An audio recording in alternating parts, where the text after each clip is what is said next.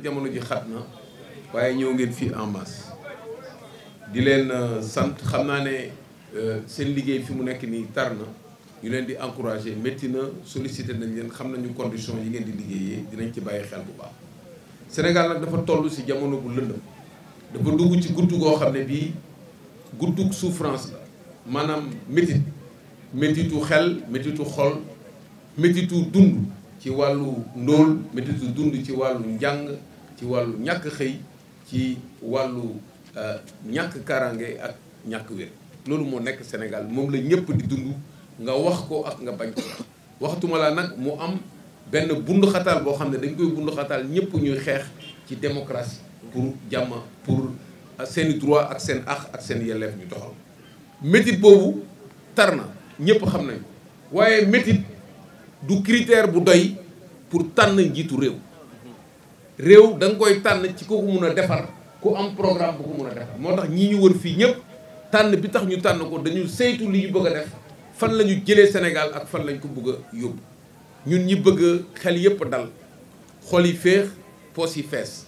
loolu nag dafa laaj liggéey boo xam ne bii ñoom moom la ñu saytu ku ci nekk am nga sa programme bu bopp boo xam ne bu ñu la bàyyi woon nga defar réew kon nag loolu waaye métit boobu tam mënuñu ko bañ a faj parce que blessure la boo xam ne buñ ko fajul kenn du fi jóge toog fii di ko kaas di lamenté wu doyul da nga war a ut benn plan ñun suñu plan nag dañu war a taxawal benn commission boo xam ne bii mu ngi tudd bu mu fi amati ba mukk plus jamais ça li muy revendiquer mooy ñu libérer tous les détenus libérer leen sans condition amul dialogue amul explication ñoom ñoo réunir conditions yi ba arrestation yi mën a am ñoom ñoo war a réunir conditions yi ba génne leen bañ a yàq kayitu kenn benn ñaareel bu ñu ko defee ñi nga xam ne ñu ngi leen di topp ñu arrêté liñ leen di toppee parce que yëpp moom dafa àndoon moo tax lii yëpp ku nekk réagir ni nga war a réagir bu ñu ko defee ba pare nag ñu seet fan la dëgg bi nekk parce que il faut la vérité avant la réconciliation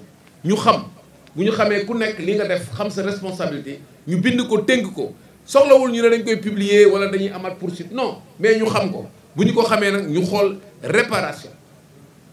réparation bi mooy ñu faj ku ci gaañule ku ci yàqule lépp ñu faj ko état bi am na moyen ñu indemniser ñi ñu war a indemniser ñëpp ba nga xam ne ku nekk di nga féex nit bu xasee ba faatu mënatu ko dekkiwaat même boo ko yóbboo cour d'assises boo condamné lan ngay def réparation ngay def financière nga xam ne moralement dina mun a toog loolu mooy sunu boo ko defee nag ba pare ñu fàtte nettali xuloo la boo ñu réglé yooyu yëpp ba pare ñu fàtte boo leen di daaw yaa ma defoon nii sa famille moo ma defoon nii dootuñu defar réew am na dëkk yoo xam ne génocide moo fa amoon ñu reyante seen biir fàtte nañ ko te aujourd'hui ñu ngi développé loolu la Sénégal war a def cette commission là nous nous engageons à mettre ça en place pour que ñu aplanir yëpp bañ a fàtte dara kenn du xeebal kenn naqaram kenn du xeebal kenn souffrance am kon nag loolu moom mooy sunu position ci côté boobu loolu la ñu war a fay compris parce que boo bëggee tabax réew da ngay commencer par am jàmm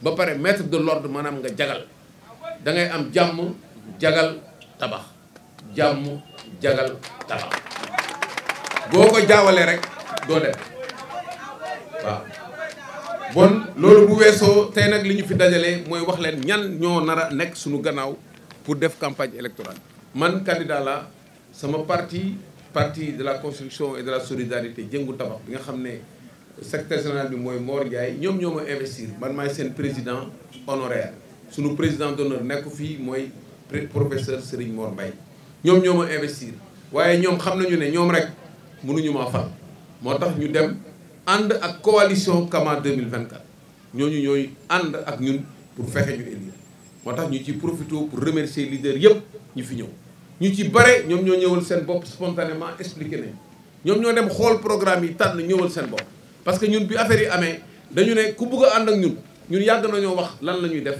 ak naka lañ koy defee ñoom ñu ñëw xool ñeneen ñi aussi ñun ñoo dem xool leen xam ne ñii dëppoo nañu ñu ànd ak ñoom am na ñoo xam ne bi ñuy ànd ak ñun waxaguñu sax affaire parrainage boobu parrainage sax xamuñu sax ndax dañuy jàll parrainage ñu mel ni jaayante bu professeur bu Boubacar Diafra Sakho waxuñu sax waxu parrainage am na ñoo xam ne bi ñuy ànd ak ñun tënkaguñu sax affaire parrainage am na ñoo xam ne bi ñuy ànd ak ñun seen procédure sax jeexagul bu ñu mën a nekk candidat am ñoo xam ne dañu renoncer seen candidature comme le professeur am na ñoo xam ne dañu déposé wu commencé waxtaan ak ñun seen parti ñu discuter ba arrivé fii donc alliance la boo xam ne bii c'est sincère ñu ngi leen ci gërëm yéen ñëpp gis ngeen leen ay kàngam la ñu ñoom ñëpp dinañu présenté wu il paraît que dañu décalé communication bi dañ am tout le temps ñëpp ñu jël parole ngeen xam ñan ngeen amal affaire ñun li ñu calculer mooy ñu am crédibilité ñoo xam ne ñii boo wéeru ci ñoom mën nga dem et loolu moom moo am solo ci alliance mu nekk alliance bu sincère.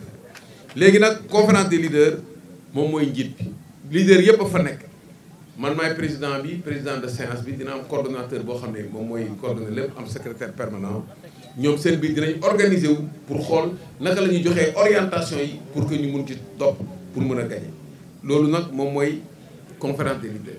bi loolu weesoo conférence des leaders man danaa wut ay conseillers yoo xam ne domaine bu nekk dañuy seet ñi ci xarañ ñu wax ñu li ñu war a def na am chef de cabinet ak chef de protocole directeur de campagne bi nag mooy Arona Coumba Ndoffène Diouf directeur de campagne bi dafa am ay directeur de campagne adjoint ku nekk dafa am lu ñu la dénk moom laa leen wax am na koo xam ne mooy toppatoo suñu relation ak bitim réew parce que booy def politique ak extérieur de façon générale yeneen parti yeneen mouvement yi te mun na am ay tractation ay alliance comment naka la ñuy def lan la nit ñi di proposer et cetera loolu ñoom dinañ ko toppatoo moom mooy relation extérieure mais loolu yëpp am na aussi nit ñi di wax affaire u deuxième tour man bu ma déggee gars yi di wax affaire u deuxième tour sax dafa may reetaan loolu fii ban deuxième tour moo fi am fii premier tour ñu jël affaire yi dem liggéey kan deuxième tour kay day fekk mu am élection mu am compétition wala ban compétition ngeen ko gis fii dama leen di laaj Sénégal fii mu toll ak guttu gi mu toll ngeen am candidat boo xam ne gis ngeen fu mu jaar ak lu mu liggéey fii soxla ñëpp soxla ko man xulóoma kenn ñëpp laa jibool mën naa liggéey wane naa ko national international ngeen am candidat mu sacrifié yëpp ñëw pour liggéey ngeen dox wax deuxième tour bu ma fi dégg kenn muy waxati waxu deuxième waaw loolu nag loolu laa averti maire bi may indaale yëpp loolu la maire waxu deuxième tour laay bañ a waaw loolu laay donc 6 directeurs de campagne yi wax naa leen am na koo xam ne kii moom mooy toppatoo relation extérieure opération électorale yi kooku aussi am na ku koy toppatoo organisation logistique moo tax ngeen mënuñu fekk ci toogaay bii communication aussi kooku ngeen di gën a amal affaire ci communication bi dina am pour porte-parole dina am débatteurs yi ñuy toppatoo RTS ñuy toppatoo tous les débats tout ce qu'il faut lépp la leen soxla dinañ leen ko présenter tout à l'heure ngeen xam ni ngeen di liggéey ak moom également mobilisation sociale ay xale yu ndaw jeunesse bi dafa am importance ci campagne ay xale yu ndaw yoo xam ne ñoo ñu accompagner ci parrainage bi guddi ak bëccëg di fa fanaan di suivre di bind affaire yi ñoom ñëpp dañu continuer voie boobu nekk benn genre vraiment moteur ñooñu dañu nekk ci directoire de campagne bi ñoom ñooy wër fépp pour que nit ñi xam ne Sénégal dafa am élection que dañu war a tànn et seen morom yëpp yi nga xam ne intéressé wu woon politique intéressé wu leen ñu xam ne dañ ko war a def donc ku ci nekk nag di nga organiser wu pour que sa liggéey ni nga ko war a doxalee nga doxal ko librement loolu la ñu war a def kon nag yéen ñëpp dañ leen di sant rek di leen gërëm di leen wax ne ñu ngi seen disposition presque dina am ay porte-parole yoo xam ne ci pôle communication bi la ñu nekk mais en dehors porte-parole yi leaders yi ngeen gis fii yëpp képp koo leen ci bëgg a waxal mun ngeen wax ak moom en étant sûr que il va parler en mon nom waaw amul benn barrière leaders yi même chose koo leen ci dajal mun na wax en mon nom parce que ñoom xam nañu procédure yi ñuy jaar pour wax ak ñun xam nañu lan la ñu d'accord pour wax seeni programme ñoom ñëpp jël nañ ko booleeg suñu programme tëgg ko mercredi bii lañ koy présenter je pense mercredi dinañ am programme boo xam ne bii ñoom ñëpp dinañ ci gis seen bopp parce que ku ci nekk pare woon nga pour doxal réew waaw donc am na ay commission technique aussi domaine par domaine femmes jeunes enfants syndicats programme finance domaine bu nekk ñu wax techniquement lan lañ ciy génne comme message naka la ñuy organiser woo ba nga xam ne machine bii bu jógee day dal seen kaw de kenn bu ko wax naa leen région yi aussi fàttewuñu leen dina am ay superviseurs régionaux ak diaspora bi dina am département yi dina am loolu mooy équipe yi nga xam ne dañ leen présenté poste bu nekk ñu jël benn tour teg ko fa ngeen xam ko loolu moom mooy suñu liggéey loolu la ñu waroon ñëw pour présenter leen ko tey di leen sant di leen gërëm.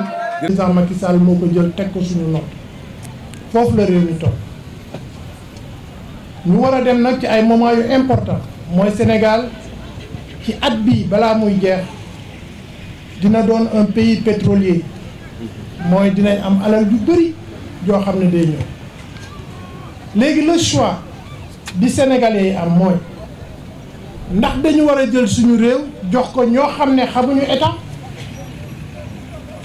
amuñu expérience sax diriger une société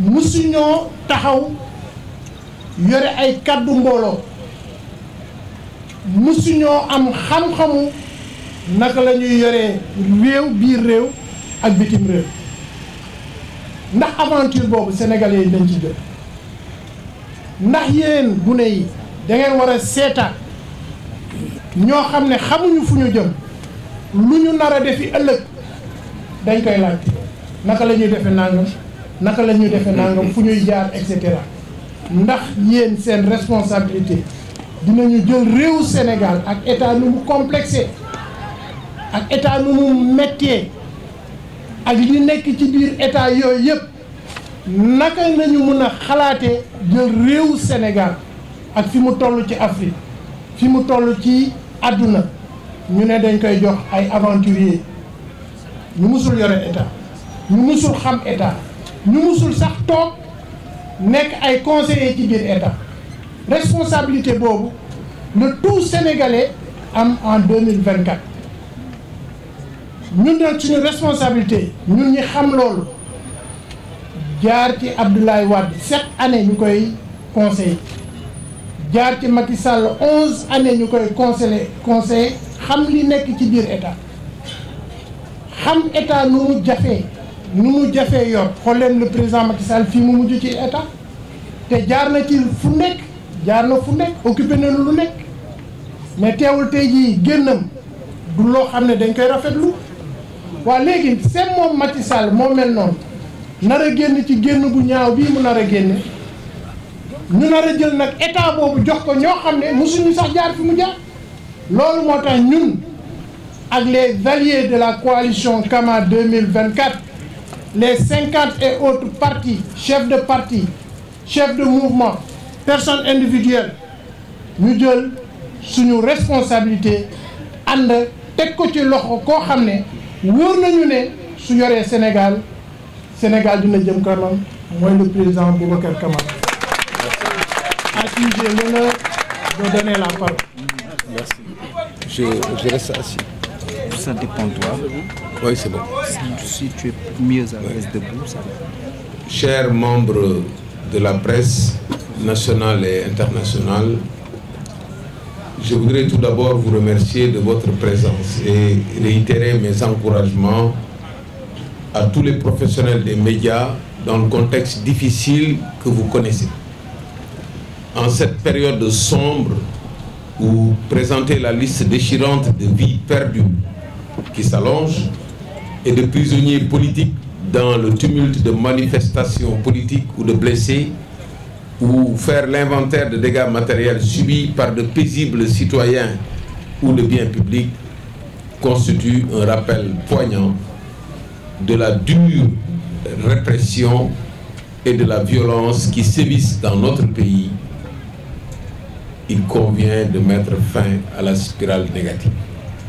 Certes, nous devons respectueusement nous incliner devant la mémoire de ceux qui ont sacrifié leur vie pour les idéaux de justice, de démocratie et de paix, et nous engager solennellement à poursuivre la lutte pour la justice et la démocratie en leur honneur.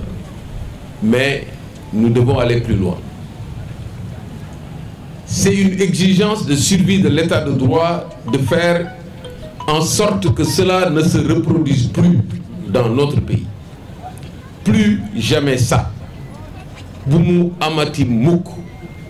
Pour ce faire, notre position constante est la suivante. 1. Il faut procéder à la libération immédiate et inconditionnelle de tous ceux qui sont privés de liberté et font l'objet de restrictions de leurs droits. 2. Il faut arrêter les poursuites en cours. 3. Il faut évaluer pour connaître la vérité. 4. Il faut réparer les préjudices. Et enfin, il faut oublier. Tel est le prix à payer pour un Sénégal apaisé, condition première pour la réalisation de tout projet de développement économique et social comme le nôtre, le programme Tabac. La cérémonie d'aujourd'hui a pour objectif de présenter l'équipe de campagne du candidat Boubacar Camara, votre serviteur. Investi par le Parti de la Construction et de la Solidarité Diengu Tabakh, mais porté par la coalition Kama 2024, chargé de le faire élire pour rendre possible la réalisation du programme Tabakh. C'est l'occasion donc de remercier bien sincèrement l'ensemble des partis et mouvements politiques qui ont choisi de soutenir ma candidature et dont les dirigeantes et dirigeants, il semble qu'il n'y a pas beaucoup de dirigeantes, forment la conférence des leaders. La diversité, l'ancrage social et la crédibilité des membres de la coalition Kama 2024 nous réconfortent et nourrissent l'immense espoir d'une éclatante victoire au soir de l'élection présidentielle dont on cherche la date dans le flou des tergiversations de toutes sortes. La conférence des leaders compte en son sein un coordonnateur et un secrétaire permanent que nous vous présenterons. Elle dispose de différents pôles, vie politique, stratégie et communication, projets de société. Les leaders eux-mêmes choisiront de mettre en place d'autres pôles pour leur organisation interne. Parce que la conférence des leaders est l'organe suprême de notre coalition. Le candidat président de la conférence des leaders, disons président de séance, est entouré de conseillers spéciaux dans différents domaines: politique électorale, banlieue, stratégie, relations internationales, communication sociale, questions religieuses et culturelles, mobilisation des élus et porteurs de voix, questions juridiques, personnes vulnérables, mobilisation. Le président dispose d'un chef de cabinet et d'un chef de protocole. À côté de la conférence des leaders, nous avons le directoire présidé par le professeur Arona Koumando Diouf, que je demande d'applaudir. Directeur de campagne dont la compétence et la rigueur font sa renommée internationale. Le directeur de campagne aura un secrétaire général. Arona Koumando Diouf, je l'ai connu au lycée Blaise Diagne. Nous cheminions ensemble et il habitait à Bop, j'habitais à Grand-Yoff. On allait ensemble à Bop, je l'accompagnais, on allait chez lui dévaliser les frigos. Ah ouais. Ensuite, il m'accompagnait à Gouilly pour prendre mon car rapide pour aller à Grand-Yoff. On passait beaucoup de temps ensemble. Il est allé faire de brillantes études, titulaire d'un double doctorat. Il a fait preuve d'une compétence dans tous les domaines. Quels que soient les postes qu'il a occupés, il est resté lui-même. Et quand il a appris que j'étais candidat comme lui, il m'a piégé. Il a simplement, dans le cadre d'une coalition qu'on préparait, il a décidé de retirer sa candidature sans m'avertir et de me soutenir pour être mon directeur de campagne. Il n'est pas venu me dire je vais être directeur de campagne. Il m'a dit je viens te soutenir sans condition, je suis derrière toi. Là où tu es, c'est comme si j'étais là-bas. Et j'ai décidé. Jusqu'à hier, il m'a dit, monsieur, ton poste de directeur de campagne là, si tu peux le donner à qui tu veux, moi je peux rester sans poste. Et j'ai refusé. Donc voilà l'homme avec qui je partage fatigue en plus et qui, par ses origines, sa compétence, son parcours, est un homme digne de confiance. C'est pour cela que je lui demande de coacher l'ensemble de ces leaders qui sont également d'une compétence et d'une crédibilité sur laquelle je reviendrai. Alors, 6 directeurs de campagne adjoints sont désignés pour prendre en charge les relations extérieures, les politiques économiques, les opérations électorales, l'organisation et la logistique, la communication, la mobilisation sociale. Chaque directeur de campagne adjoint met en place une organisation interne adaptée à sa mission. Chers membres de la presse nationale et internationale, en dehors du candidat et du directeur de campagne qui seront à votre aimable disposition à des moments convenus, les leaders de la coalition Kama et le pool des porte-paroles du directeur de campagne adjoint chargé de la communication est en permanence à votre disposition. Sont en permanence à votre disposition. 9 commissions techniques sectorielles sont installées. Femmes, jeunes, enfance, syndicats, programmes, finances, sécurité, administration et formation. Au total, au plan local du moins, on a 15 superviseurs régionaux qui sont désignés pour les 14 régions et pour la diaspora. La diaspora aussi a été éclatée en zones. Au niveau départemental, 46 coordonnateurs départementaux sont désignés. Ils seront à votre écoute. Enfin, des comités électoraux de base sont mis en place dans toutes les communes. Chers membres de la presse nationale et internationale, voilà l'équipe qui va piloter ma campagne électorale. Les titulaires des différentes positions de travail ainsi décrites vont vous être présentés. Je reste à votre aimable disposition pour répondre à vos questions. Merci. Alors, bu ñu koy tënk ci wolof xam naa ne loolu ngeen may laaj. dañ koy tënk ci wolof. jox ma feuille bi. alors bu ma koy tënk ci wolof damay wax ne maa ngi leen di sant di leen gërëm ci seen tawaay xam naa ne jamono ji xat na waaye ñëw ngeen fii en masse di leen sant xam naa ne seen liggéey fi mu nekk nii tar na ñu leen di encourager métti na sollicité nañ leen xam nañu conditions yi ngeen di liggéeyee dinañ ci bàyyi xel bu baax.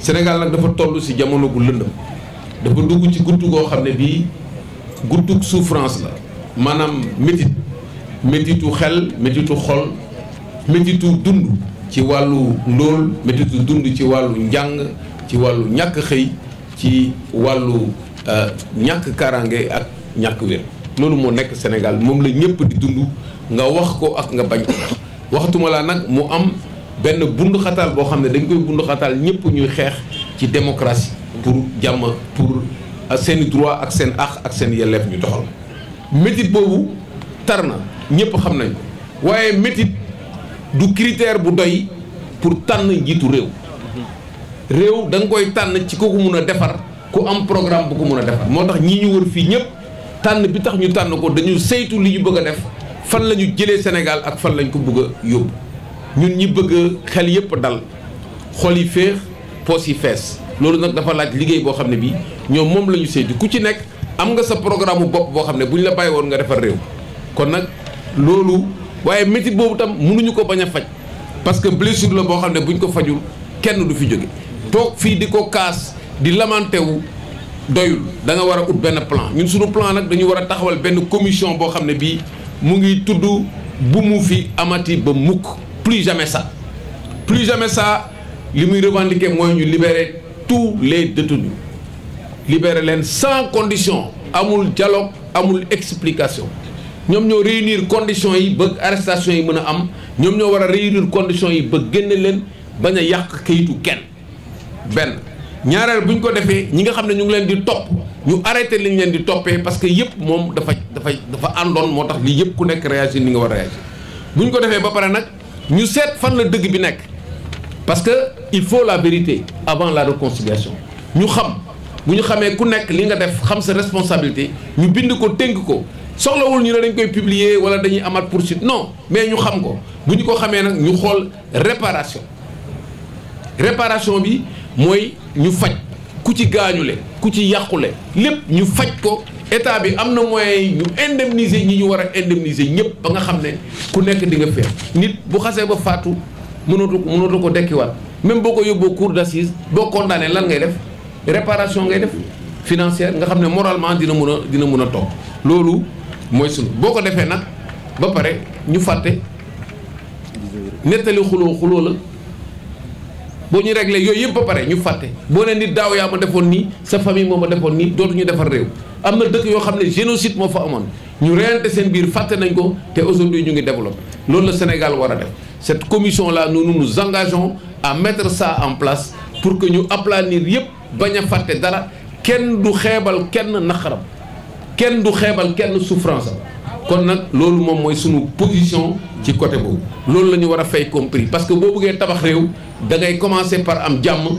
ba pare mettre de l'ordre maanaam nga jagal da ngay am jàmm jagal tabax jàmm jagal tabax boo ko jaawalee rek doo dem waaw bon loolu bu weesoo tey nag li ñu fi dajalee mooy wax leen ñan ñoo nar a nekk suñu gannaaw pour def campagne électorale man candidat la sama parti de la construction et de la solidarité jëngu tabax bi nga xam ne secrétaire général bi mooy Mor Ndiaye ñoom ñoo ma investir man maay seen président honoraire sunu président d'honneur nekk fii mooy professeur Serigne Mor Mbaye ñoom ñoo ma investir waaye ñoom xam nañu ne ñoom rek mënuñu maa fal moo tax ñu dem ànd ak coalition Kama 2024 ñooñu ñooy ànd ak ñun pour fexe ñu élire moo tax ñu ci profité pour remercier leader yëpp ñu fi ñëw ñu ci bare ñoom ñoo ñëwal seen bopp spontanément expliqué nañu ñoom ñoo dem xool programme yi tànn ñëwal seen bopp parce que ñun bi affaire yi amee dañu ne ku bëgg a ànd ak ñun yàgg nañoo wax lan la ñuy def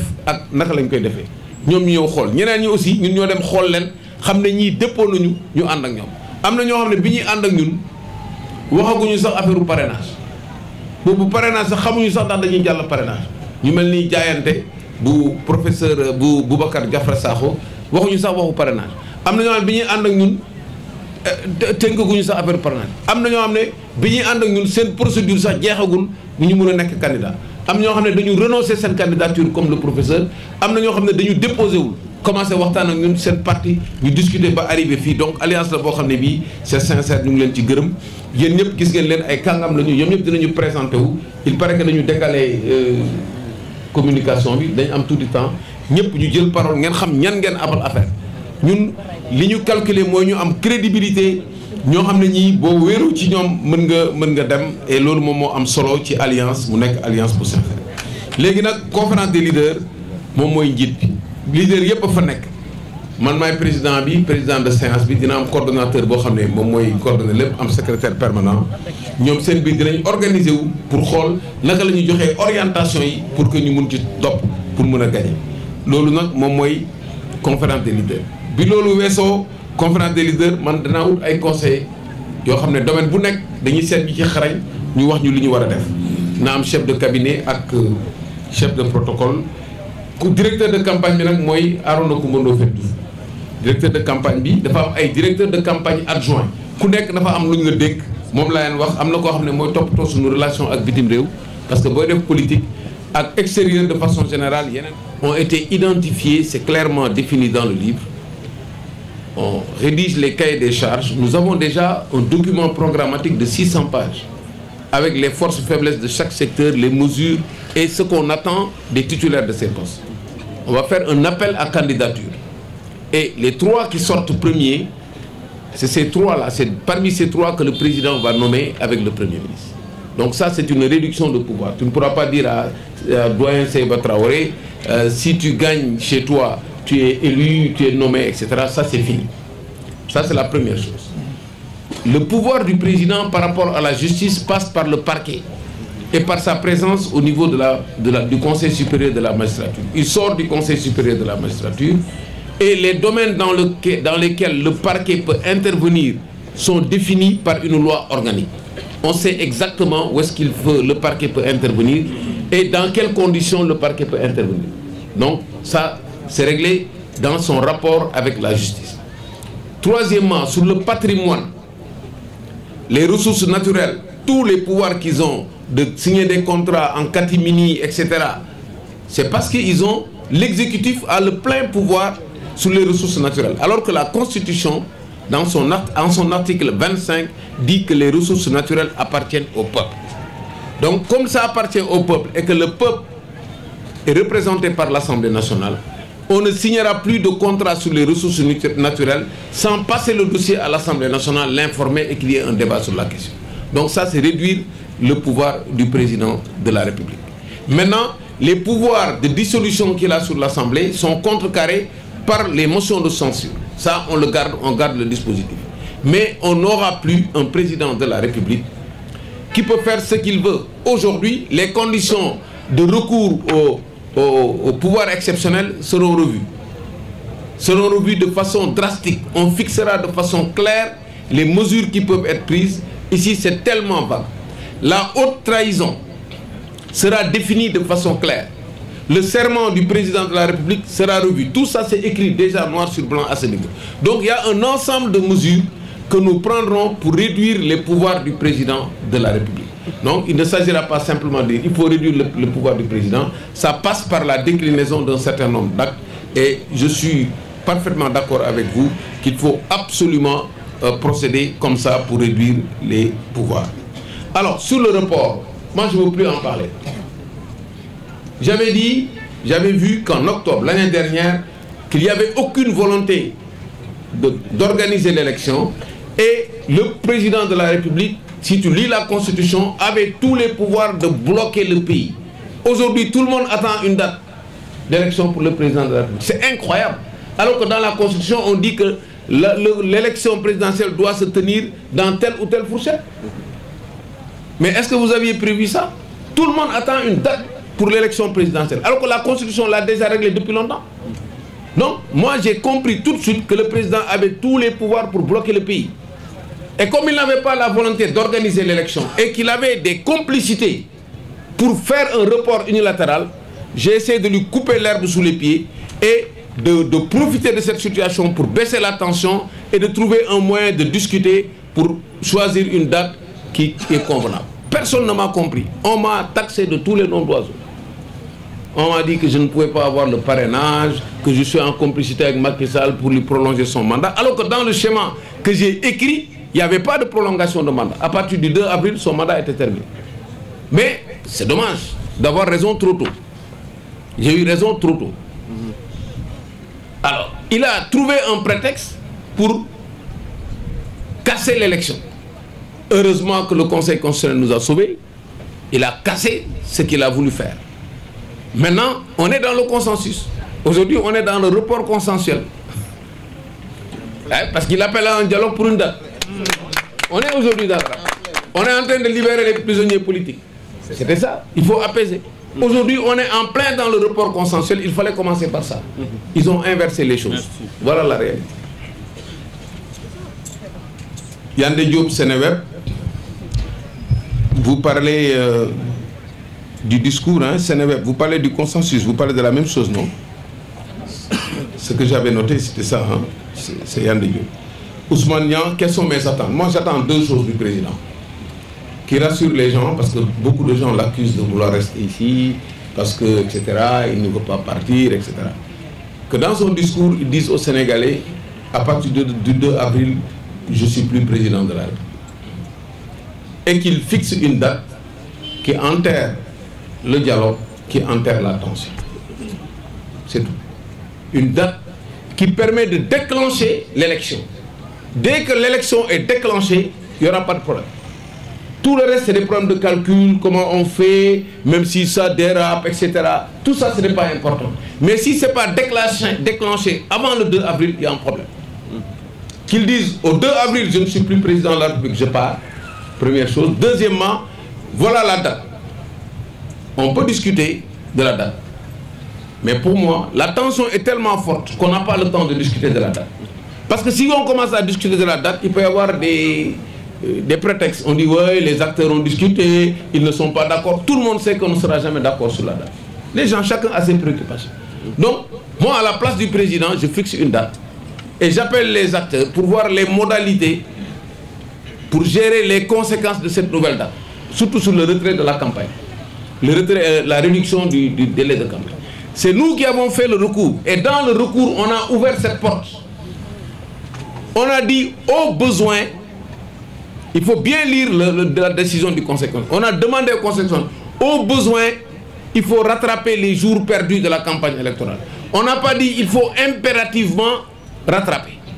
Parce qu'on avait calculé que si on insiste sur les 21 jours, on peut dépasser le délai de 2 avril. C'est pour ça que dans notre requête, on a dit au besoin. Donc c'est une faculté. Donc tous ceux qui disent qu'on ne peut pas réduire les durées de la campagne électorale, ils n'ont pas bien lu la décision du Conseil constitutionnel. On est prêt à sacrifier quelques jours pour rattraper. Tu as 3 minutes par jour pendant 21 jours, c'est 1 heure et quelques. Si on te dit au lieu de le faire 3 minutes par jour, tu peux faire 12 minutes pendant 5 jours ou bien 1 heure de temps, etc. C'est possible.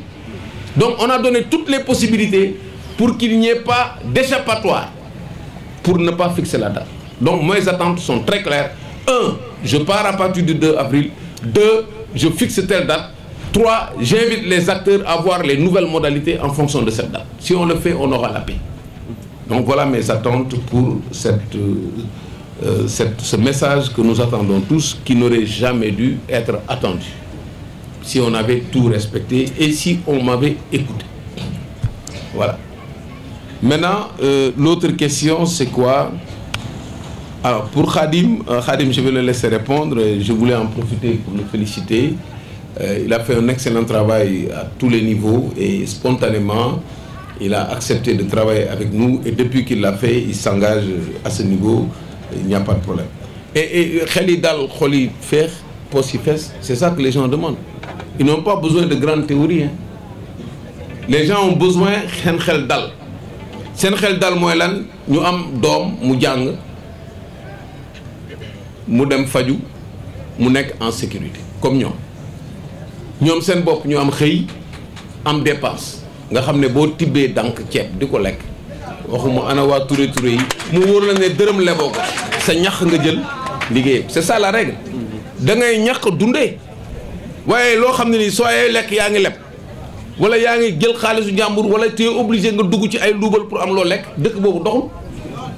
Donc pour ce xel dal il faut que boo demee liggéeyi nga am sa revenu sa doom njàngam ak wér-gu-yaramam état bi jël ko en charge état bi jël en charge sécurité bu feebaree faju yow sa ñaq bii nga jël ci li ngay jël nga liggéey ko nga mën a jaamu yàlla si jàmm loolu mooy sa xel dal bu sa xel dalee sa xol du féex nga bëgg a kii nag belli comme on dit nga mën a dem nag def ay loisir ah dem seetaani ay match nga dem lu la neex nga mën ko def parce que sa xol dafa féex nga di lire ay livre ah seetaan ay film loolu yëpp kenn talatu ko léegi parce que nit ñi dundatuñu foo toll yaa ngi jaaxle pour dépense donc loolu mooy indi xel bu dal xol bu féex bu sa xol féexee nag nga am loo gànnaayoo tuuti sa poche ah sa àdduna jeex na loolu mooy rôle état mais rôle boobu dañ ko fàtte loolu nag pour mu am il faut que alalu état bi ñu bañ ko luubal et ça c'est une des grandes plaies c'est la corruption je pense que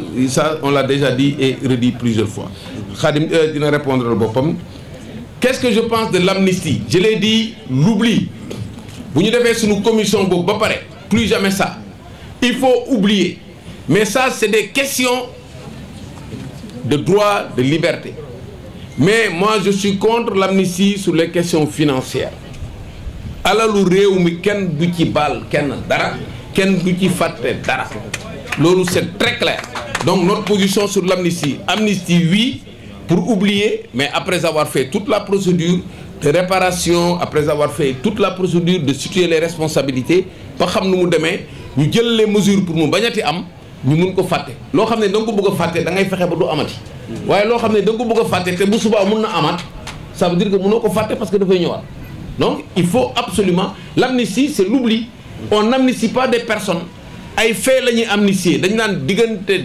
daaw ak ren ku fi def tel njombe ci telle façon fàtte nañ ko waaye bu ñu ne woon tey diggante daaw ak ren ku fi luubal alal fàtte nañ ko kon dee nañu kon alal Sénégal bi jeex na di kon amnistie ci affaire xaalis moom il n'est pas question du tout képp ku fi dugal affaire xaalis nañ ko leeral bu fekkee ni ñu ko defee procédure bi baaxul comme ni ñu defoon leader yi ñu reprendre procédure yi ñu xam kan moo jël xaalis ku war a rembourser donc loolu c'est très clair à ce niveau on n'a pas de problème sur ça et on l'a toujours dit bi ñu fi yëkkatee amnistie ba léegi même position bi la ñuy développer alors affaire bien-être bi bi nga ko lié ak pétrole bi soxna si madame Abi Sow Diawara c'est extraordinaire aujourd'hui bien-être au Sénégal maanaam féexu Sénégal mu ngi dépendre ci li ñu am ci richesse kenn mënul toog ci jama di yalwaan përëm loolu moo ñu dal am nañu or am gaz am pétrole am zircon am lépp phosphate mu ngi ne gàññ ci réew mi te nit ñi di dee ak ndóol donc loolu pour def ko il faut que nga jël ressources yi nga dugal ko ci programme yi moom la ñuy def éducation 8000 milliards jël santé dugal ko ci sécurité agriculture xaalis boobu ngay jël bu la ci kenn nax képp ko la wax amoo xaalis da lay nax Sénégal mu ngi fees dell ñi ñëpp di daw di ñëw fii da nga foog ne tey Sénégal bu amoon dara dinañ fi ñëw ñëpp a ngi ñëw fii parce que am na xaalis dañ ko jël nëbb ko même Assemblée nationale on n'a même pas l'état général de nos richesses nga xam ne chaque année bu ñu defee budget dañu war a jël annexe bi ñu ne voilà l'état général des richesses du Sénégal dans chaque domaine voilà les biens qui sont certifiés d'autres qui ne le sont pas d'autres qui sont en cours de certification ba pare chaque année li nga structuré ci xaalis comme recette ci ressources yooyu nga dugal ko ci sa recette dépenser ko noonu nga koy organiser mais yow xamuloo sax li nga am même kër boo ko amee balaa nga def ndono kay di nga wax kër gi li fa nekk di nga ne fii am na néeg am na benn lal bu nekk fii armoire fii am na cin fii am na lii am na lii mais ñun xamuñu ñun sénégalais kenn mënu la wax lan la ñu am ci richesse ba pare nga jox ko ay nit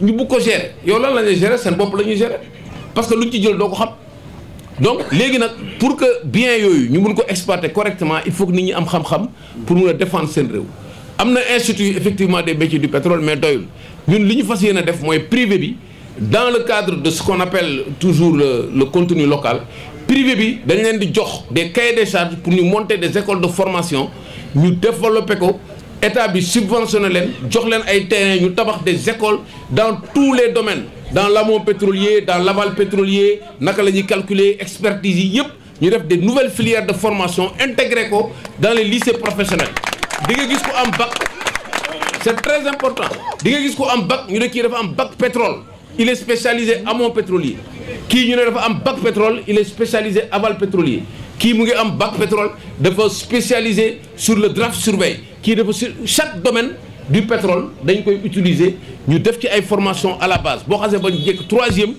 ak filière scientifique yi ni ñu koy organiser nii ngeen bàyyi littéraire yi ngeen di dem ay l xaw ma lan dépasse largement le simple choix d'un nouveau chef de l'État. Ils sont le reflet de nos aspirations collectives, de nos valeurs les plus profondes et de notre vision partagée pour l'avenir du Sénégal.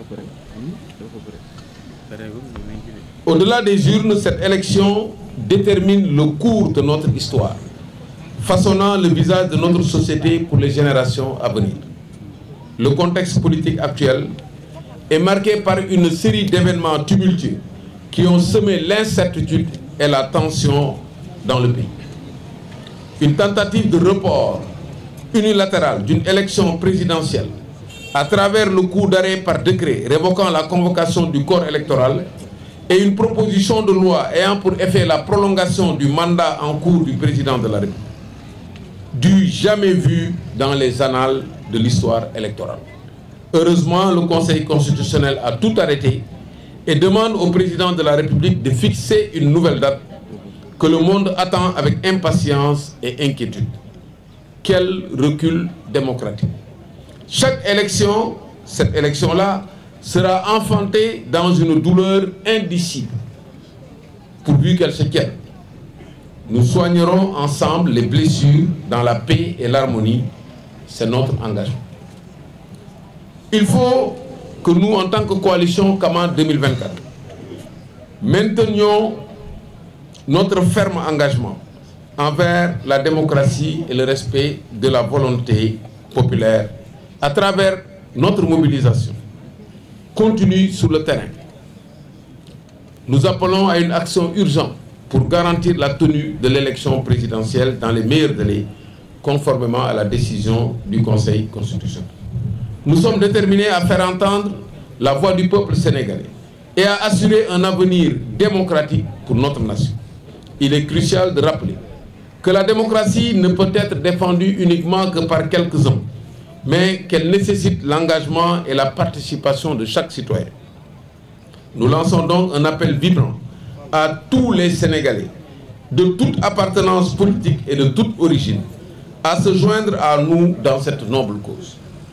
Dans ces moments d'incertitude et de bouleversement politique, l'unité de notre nation est plus que jamais nécessaire. En nous rassemblant, en mettant de côté nos différences et en nous concentrant sur nos valeurs communes de liberté, de justice, de respect des droits fondamentaux, nous pouvons être une force inébranlable pour le changement. Chaque voix compte, chaque action compte, et c'est ensemble que nous pouvons construire un avenir meilleur pour notre cher Sénégal. Nous invitons donc tous à vous joindre à nous, à participer activement au débat et aux manifestations pacifiques et à toutes les initiatives visant à promouvoir la démocratie et à protéger les libertés. Ensemble, nous sommes plus forts et ensemble, nous pouvons surmonter les défis qui se dressent devant nous. En ce qui concerne notre campagne électorale, je tiens à souligner l'urgence absolue de fixer une date pour les élections présidentielles par le président de la République. Ces manœuvres politiques incessantes ont sapé le développement de notre nation depuis les indépendances. Nous avons déjà perdu trop de temps dans des calculs politiques qui ont entravé le progrès de notre pays. Il est temps de mettre fin à cette stagnation et de faire avancer le Sénégal vers un avenir meilleur. Le peuple sénégalais est plus que jamais conscient des enjeux qui se jouent. Il réclame avec force des leaders intègres, dévoués et compétents, capables de maîtriser les rouages de fonctionnement de l'État pour impulser des changements tangibles. Nous ne pouvons plus nous permettre de tergiverser sur les questions cruciales qui affectent notre nation. Notre vision pour la construction d'un pays, de notre Sénégal, est clairement articulée dans notre programme Tabac, qui consacre le nouveau projet de société fondé sur un changement de cap. Il souligne la nécessité d'une transformation structurelle de notre économie pour sortir de la pauvreté et garantir la prospérité du Sénégal et de l'Afrique dans son ensemble. Malgré les défis considérables auxquels nous sommes confrontés, je reste profondément convaincu que la construction du Sénégal du futur, florissant et prospère, est à notre portée. Cependant, pour réaliser cette vision ambitieuse, nous devons nous engager dans une transformation radicale, tant sur le plan économique que social et politique. L'édification d'un Sénégal du futur repose sur un nouveau socle pour la nation et la citoyenneté, imprégné des valeurs cardinales de solidarité, d'intégrité et de respect. Il est essentiel que nous unissions nos forces pour renforcer ce socle en nous appuyant sur des principes directeurs partagés par tous les citoyens. Notre pays a toujours eu le mérite d'être le bastion de la stabilité politique en Afrique de l'Ouest. Malgré les nombreux défis auxquels nous avons été confrontés au fil des années, nous avons pu maintenir une certaine cohésion sociale et politique qui a permis à notre nation de progresser. Cette stabilité politique est le fruit de plusieurs facteurs. Tout d'abord, nous avons hérité d'une tradition démocratique solide, ancrée dans le respect des institutions et des processus électoraux. Depuis notre indépendance, nous avons organisé des élections régulières et pacifiques, ce qui a contribué à consolider notre démocratie. Un autre pilier fondamental est notre stabilité politique et notre précieux capital humain. Notre pays est béni d'une population jeune et dynamique, dotée d'un esprit d'entrepreneuriat et d'une volonté de réussir.